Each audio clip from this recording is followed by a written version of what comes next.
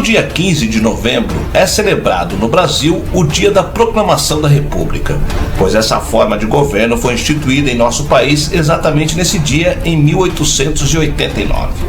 Esse acontecimento ocorreu por causa do desgaste e da perda de popularidade da monarquia brasileira no final do século XIX. Com isso, o movimento de militares, aliado a alguns civis, conspiraram para derrubar a monarquia e proclamar a república. O militar Marechal Deodoro da Fonseca foi quem proclamou a república. Na época, ele era chefe do exército e reuniu militares, além de apoiadores do movimento, para invadir a Praça da Aclamação no Rio de Janeiro e fazer a derrubada do governo monárquico. Com isso, no mesmo dia, Deodoro da Fonseca assinou um contrato provisório que lhe daria autonomia para governar o país, até que fosse elaborada uma nova Constituição, já que a antiga ainda defendia a monarquia como principal forma de governo. Antes de ocorrer a proclamação da República, o país vivia um momento difícil, de insatisfação da população com a atual política, e os militares também se sentiam muito desvalorizados. Eu sou o Sidney Góes e você está no Placer. Vem comigo, que no caminho eu te explico.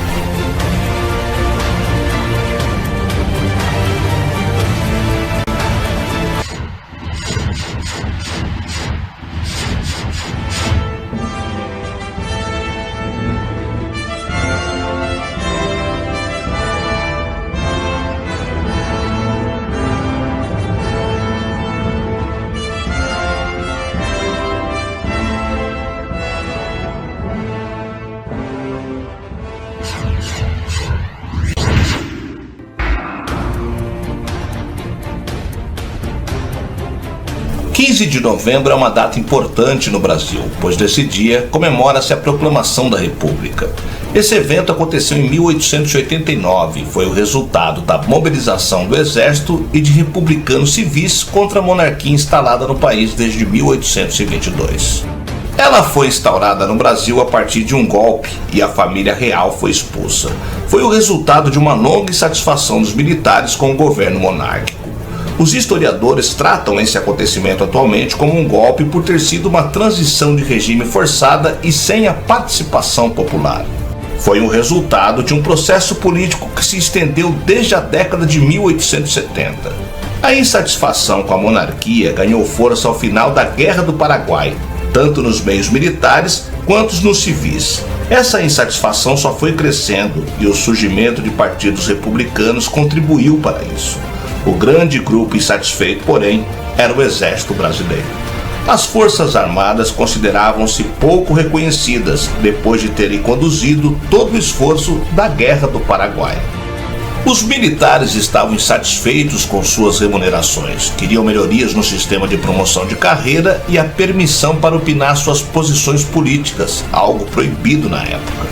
Isso contribuiu para que o republicanismo fosse ventilado no seu interior.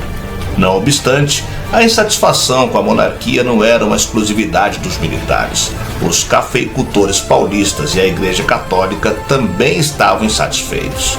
Ainda, o enfraquecimento do regime monárquico no Brasil está diretamente relacionado com o avanço da pauta abolicionista.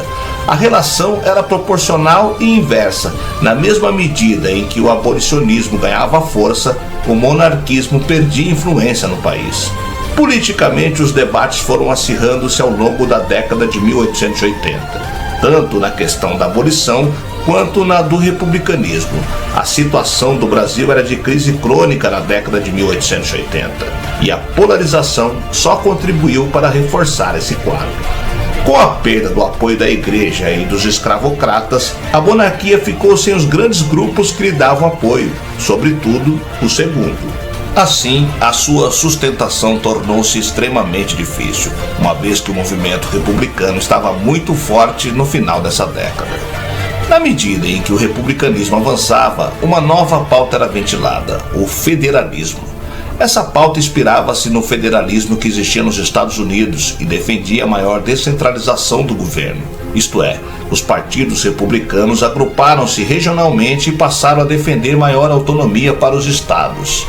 Em determinado momento, pensou-se que a monarquia aplicaria uma certa descentralização, mas isso não aconteceu.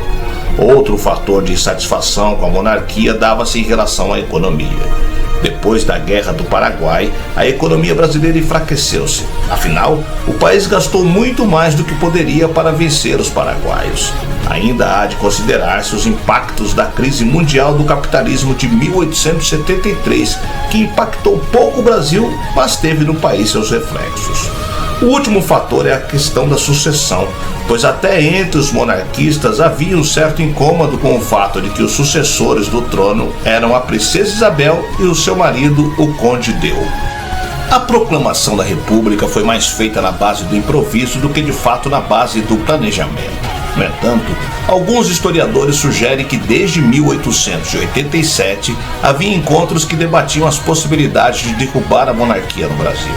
Em 1889, existia um grupo formado por grandes nomes da época, como Aristides Lobo, Solon Ribeiro, Quintino Bocaiúva, entre outros, que tinham debates avançados sobre a derrubada do regime.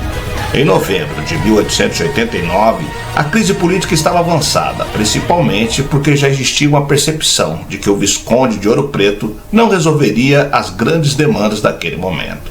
Sendo assim, grandes nomes do republicanismo da época reuniram-se secretamente com o Marechal Deodoro da Fonseca, um militar bastante influente, para que ele aderisse ao movimento.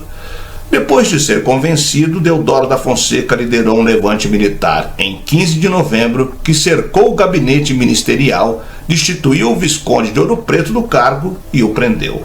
Ao longo daquele dia, uma série de acontecimentos levaram à proclamação da República, oficialmente após o anúncio feito por José do Patrocínio, um vereador do Rio de Janeiro.